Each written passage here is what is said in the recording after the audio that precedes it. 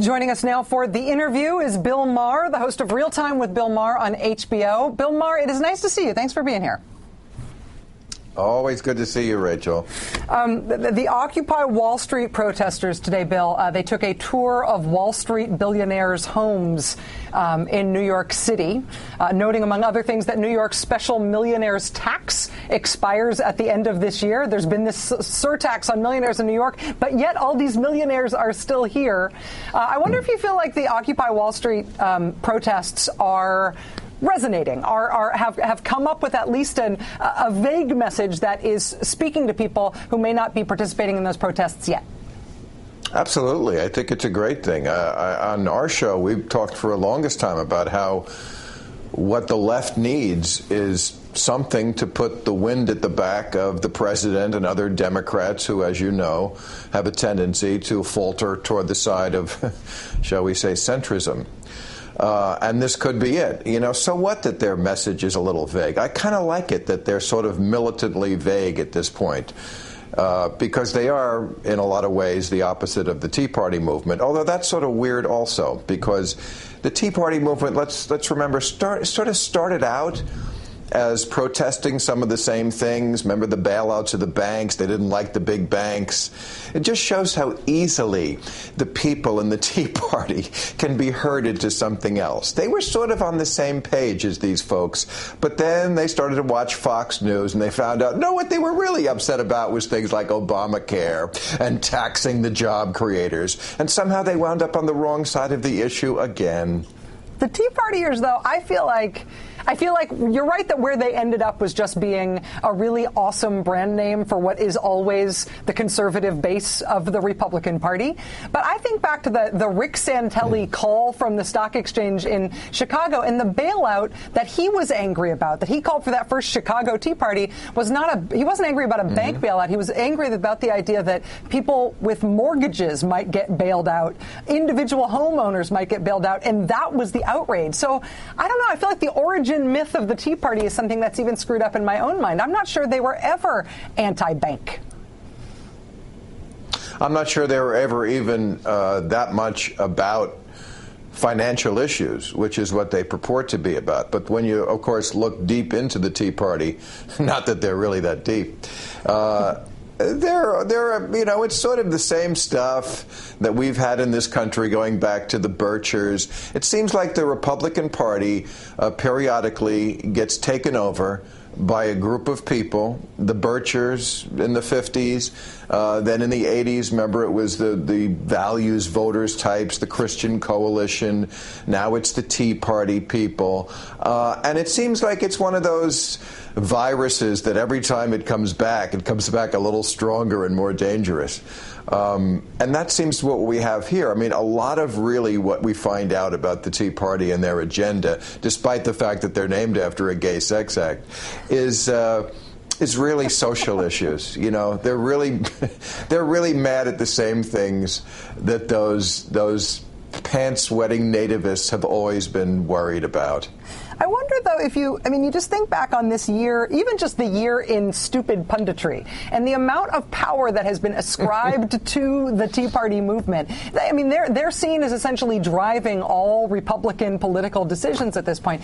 Is that in part because they were seen as being so because they were seen as being potentially violent, because they were seen as an unruly mob? I was thinking about that as we see Eric Cantor and these other Republican congressmen denouncing the Occupy Wall Street people as, an angry mob and somehow dangerous to the country. I wonder if a sense of dangerousness is what gives them power.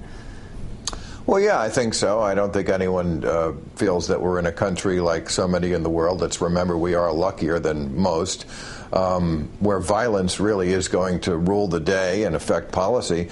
But yeah, people can be intimidated by that kind of thing. I mean, this idea that they're marching now on millionaires' homes, I couldn't help but think of that scene in the Martin Scorsese movie Gangs of New York, where the riots break out in New York, and Martin Scorsese has that cameo where he plays the rich guy.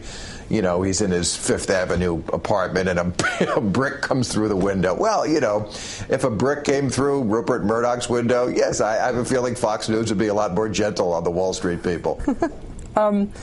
In terms of the way that Republicans are dealing with this, I mean, it's interesting enough to see Democrats dealing with this, trying to decide how much they want to embrace the idea of some movement outside politics as having their message. But Republicans, I think, are also changing their message toward it, too. In one day, Mitt Romney went from describing Occupy Wall Street as dangerous to saying he understands how these people feel and he worries about the 99%. I mean, that's Mitt Romney's evolution on the subject over the course of one day on the campaign trail.